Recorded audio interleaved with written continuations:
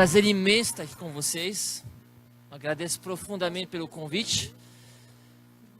Temas de futuro são sempre temas complexos. Ninguém provavelmente aqui tem uma bola de cristal, nem eu, nem nenhum dos colegas que vai se apresentar na sequência, para poder dizer o que o futuro realmente será. Temos provavelmente duas abordagens possíveis a respeito do futuro. Uma abordagem fatalística, o futuro será o que ele é, e somos condenados a viver nesse futuro. Ou uma abordagem propositiva, construtiva. O futuro não existe ainda. Portanto, o futuro é o que nós queremos que ele seja. A proposta que eu vim aqui compartilhar com vocês, muito obrigado, dentro dessa visão de um emprego do futuro, trabalho do futuro, as atividades do futuro, e que sejamos capazes de construir juntos o futuro que realmente desejamos. E esse futuro que nós realmente desejamos necessita ser um futuro equilibrado, em um momento, uma situação de desafio inédito, em termos do que a sociedade humana, de forma geral, já pode ter vivido até hoje. Então é isso que eu vou tentar apresentar com alguns fatos, dados, argumentos, mas para sermos propositivos e desenhar o que realmente desejamos. Alguém vem me ajudar com o tempo, né? Para eu não estourar. Muito bem. Então essa é a proposta. 2025, construindo o futuro que realmente desejamos. Trouxe 4 tópicos. Vou apresentar rapidamente quem nós somos. Eu sou do Centro Internacional de Inovação da Federação das Indústrias. Então vou passar rapidamente, só para me apresentar mesmo. Na sequência eu vou trazer alguns fatos e dados a respeito dos imperativos do desenvolvimento, tentando responder com vocês a seguinte pergunta: o que mais importa? Se a gente souber o que mais importa, temos que ter foco para endereçar o que mais importa. Na sequência, então, essa visão propositiva de construir o futuro que desejamos através das nossas atividades. E, finalmente, eu proponho aqui que a economia circular e a transformação digital sejam as grandes alavancas que nós possamos utilizar para gerar uma economia da abundância e não uma economia das restrições, em que poucas pessoas têm muito e muitas pessoas têm pouco. Precisamos mudar para um paradigma da abundância. Então, esses dois conceitos de transformação digital e economia circular podem nos ajudar nesse sentido. Somos o Centro Internacional de Inovação da Federação das Indústrias. Somos localizados no campus da indústria, aqui em Curitiba, na região do Jardim Botânico. Isso significa que os nossos vizinhos são as principais universidades ativos de ciência, tecnologia e inovação do Estado. A nossa Universidade Federal, a nossa PUC do Paraná, a nossa UTFPR, LACTEC e assim vai. Então a gente tem uma grande oportunidade de dialogar com o conhecimento, com as universidades, para desenhar, construir o conhecimento que mais importa. Entre as nossas atividades, trabalhamos muito com sede de inovação na educação. Aqui a gente tem pouco tempo, então eu vou passar rapidamente. A gente organiza hackathons, que são desafios voltados a jovens empreendedores universitários que querem desenhar soluções, prototipar soluções. Aceleramos startups da chamada transformação digital. Eu acredito profundamente que, sob uma ótica econômica, nós necessitamos desenhar os empregos do futuro. E quem efetivamente está desenhando os empregos do futuro são as nossas empresas emergentes de base tecnológica, as chamadas startups. E, finalmente, a gente trabalha com uma série de grandes empresas também para levar esse conceito de inovação, a empreendedorismo inovador e ajudar ao quanto a gente puder a criar esse mundo de abundância sobre o qual aqui eu quero conversar. Imperativo do desenvolvimento.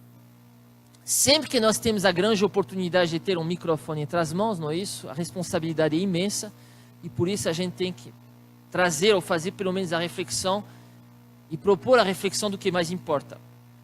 O tempo é curto, mas 5 segundos nesse momento de parada para cada um de vocês mentalizar o que mais importa para cada um de vocês. O que mais importa realmente para cada um de vocês? Eu tenho certeza que nas suas mentes nesse momento emerge família, bem-estar, saúde, educação, melhor qualidade de vida, maior equilíbrio. Tenho certeza que vocês estão visualizando seus familiares, as pessoas com as quais vocês convivem no dia a dia, percebendo que temos como juntos, então, obrar, trabalhar para um progresso que leva ao maior bem-estar das nossas comunidades. E o nosso mundo real está nas nossas comunidades. Ele não está no que a gente vê, possivelmente, por meio da televisão, alguma coisa nesse sentido. Ele está realmente nas nossas comunidades, no nosso dia a dia. Então, como trabalhar junto para o maior bem-estar das nossas comunidades? Para isso, a minha proposta é que sejamos muito focados em sermos mais produtivos, com maior responsabilidade. E fazendo rápido, porque o tempo é curto, produtividade é trabalhar de forma inteligente. É ser capaz de entregar mais valor, mobilizando menos recursos. Se eu sou capaz de criar mais valor para mais pessoas, mobilizando menos recursos naturais e humanos, sou mais produtivo e sou capaz de servir mais pessoas, agregar mais valor para mais pessoas. Isso sempre pautado pela responsabilidade, ou seja, eu nunca faço isso ao detrimento, nem logicamente das pessoas, nem do mundo no qual eu vivo. Isso é produtividade com responsabilidade. Fazendo rápido, o Fórum Econômico Mundial estuda as condições das principais nações do mundo de produtividade e, infelizmente, como vocês já sabem, as notícias não são muito boas. O Brasil regrediu, no último estudo do Fórum Econômico Mundial, a sua capacidade de produtividade como era em 1997. Tem uma série de razões, fatores por trás disso aqui. A gente não vai ter o tempo de estudar muitos dados aqui, mas a gente só tem que lembrar de uma coisa. A gente, infelizmente, perdeu muito em capacidade de entregar mais valor, mobilizando menos recursos. Segundo ponto que é importante é a tal da responsabilidade. Em termos de responsabilidade, para ser focado novamente, o dado principal macroeconômico, na minha opinião, que pauta o desafio da responsabilidade, é o crescimento exponencial da população humana, que nós passamos do começo do século XX, ou seja, mais ou menos 120 anos agora, até o momento. A gente passou de 1 bilhão de seres humanos no planeta Terra para atualmente mais de 7,5 bilhões de seres humanos, com a previsão de atingir 10 bilhões de seres humanos em 2050. Aonde está o grande desafio? Nunca nenhuma sociedade humana teve que lidar com essa quantidade gigantesca de pessoas e com uma taxa de crescimento tão rápida. É interessante vocês observarem nesse gráfico aqui que a população humana desapareceu, de tanto que ela ficou assustada.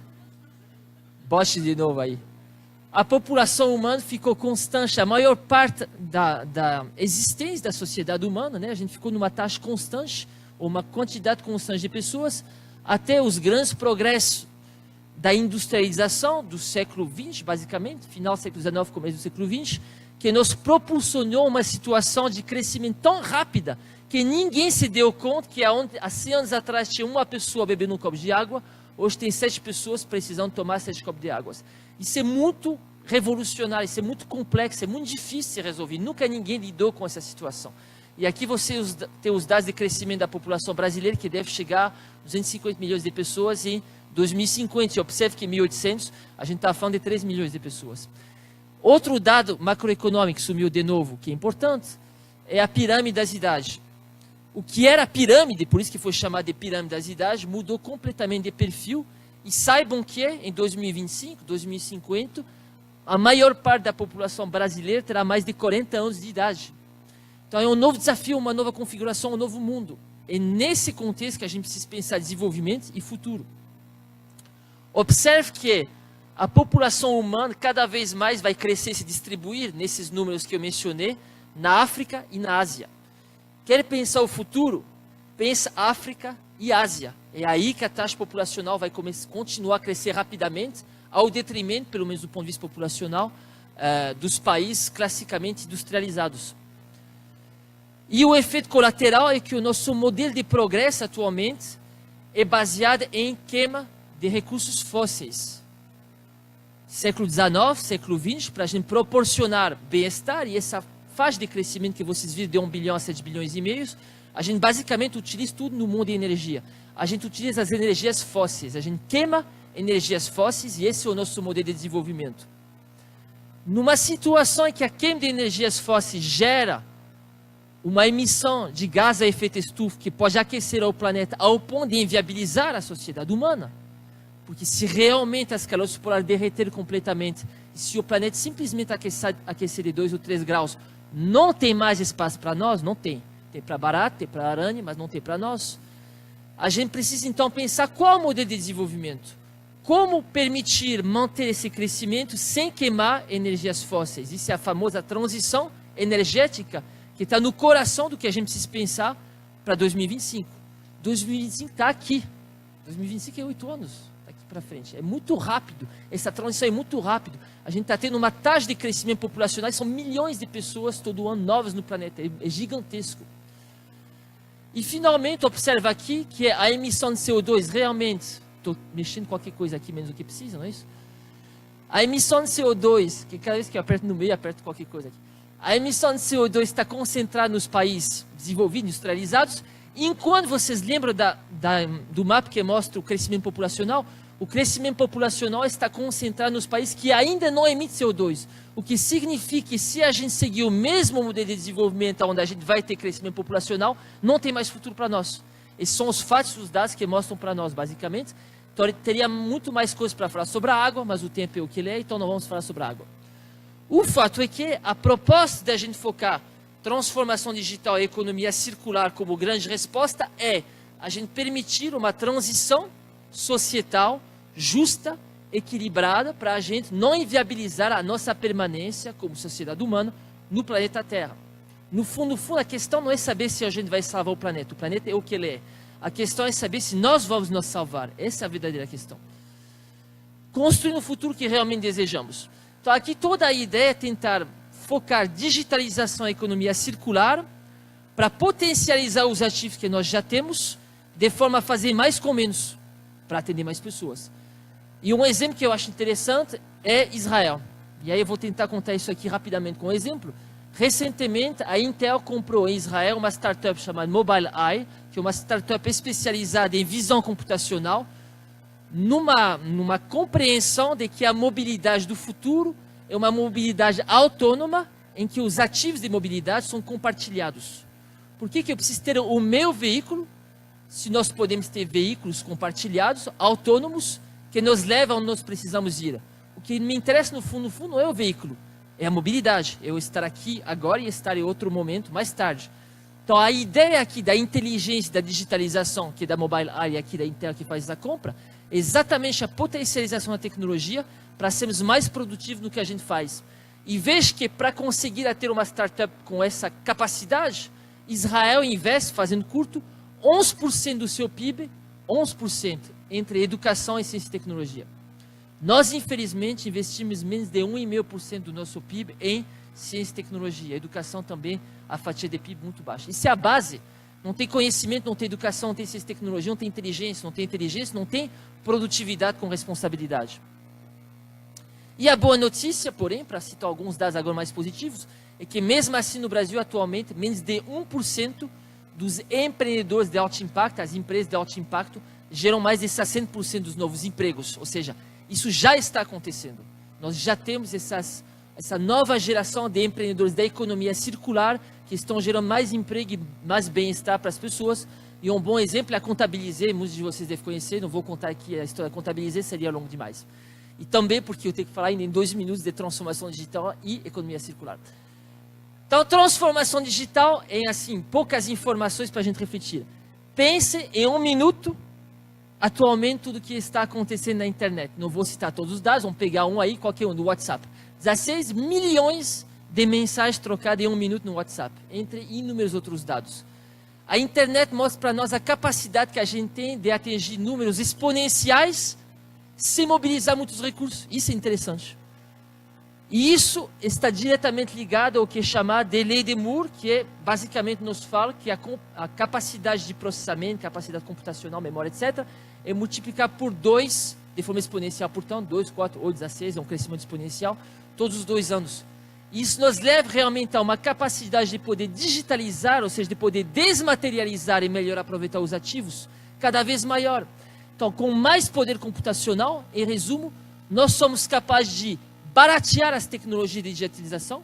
Então, veja aqui que 5 megabytes em 1950 custava $120 mil e você precisava levar num avião, enquanto hoje, 128 GB custa $99. dólares e você vai perder porque o seu bolso está furado, vai cair fora do seu bolso. O meu, pelo menos, está furado. E isso nos permite desmaterializar. Nesses seus celulares que vocês têm assim, uma quantidade de ativos desmaterializados muito grande. Vocês têm uma câmera, uma máquina fotográfica, vocês têm um DVD, player, vocês têm uma série de coisas que antigamente eram puramente físicas, na realidade. Essa desmaterialização, junto com uma lógica de compartilhamento de ativos, os ativos podem ser compartilhados, permite, esse é o grande ponto mais importante, empoderar empreendedores, e cada um de nós pode ser um empreendedor, empoderar empreendedores para que eles possam desenvolver o mundo que realmente desejamos nessa economia, que é uma economia digital, que muito foi simbolizado pela substituição da Kodak pelo Instagram. Não que a quantidade de fotos que a gente tira diminuiu, mas que a gente desmaterializou, digitalizou, e o Instagram é a capacidade de eu tirar uma foto agora e o mundo inteiro saber que eu estou aqui agora sem precisar ter ativos físicos para isso, não é isso? Último pequeno exemplo que eu acho bastante interessante, bem curitibano, não sei se vocês conhecem a High Technology, mas a High Technology recentemente lançou o High Lab. E o High Lab, em pouquíssimas palavras, vou tentar resumir, é a capacidade de utilizar essa maquininha aqui, que parece uma máquina tipo Nespresso de café, que você coloca uma pílula de café e tem o seu café embaixo. Só que em vez de colocar café, você coloca um exame de sangue, e ele te devolve em poucos minutos o resultado do seu exame no laudo na nuvem, desmaterializando, portanto, a capacidade de ter um laboratório para levar a saúde para mais lugares, quanto mais lugares melhor, de forma rápida.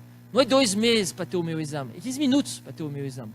Desmaterializa, portanto, um conjunto de ativos que nós estamos acostumados a ter de forma materiais. Isso é uma empresa startup curitibana.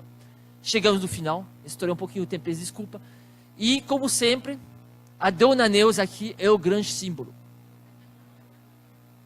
A Dona Neuza é a metáfora, o símbolo, por quê? Porque a Dona Neuza sempre lembra para nós que, com uma certa idade avançada, mesmo se o tempo passe e a gente tem a impressão que o nosso corpo, ou possivelmente as nossas organizações envelhecem e se tornam mais rígidas, ao treinar, e a gente pode treinar em qualquer idade, a gente consegue resgatar muita flexibilidade. Chegou, portanto, o momento, se estamos falando em 2025, da gente fazer esses exercícios todo dia. Flexibilidade, rapidez, responsabilidade, economia circular, uso intensivo do conhecimento, abundância, prosperidade e crescimento sustentável.